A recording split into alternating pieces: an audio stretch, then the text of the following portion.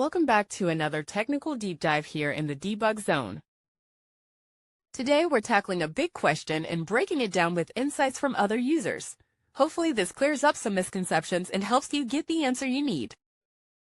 So buckle up, stay a little curious, and let's jump right in.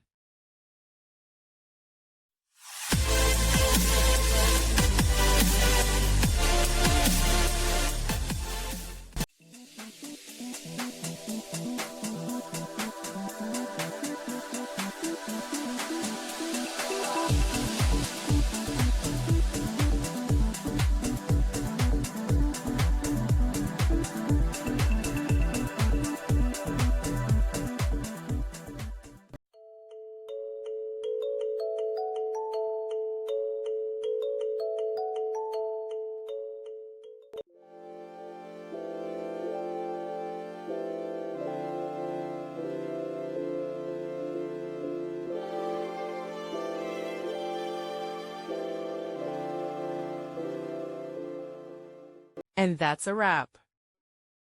I hope you found the answer you were looking for. If you did, take a second to hit that subscribe button. It really helps out.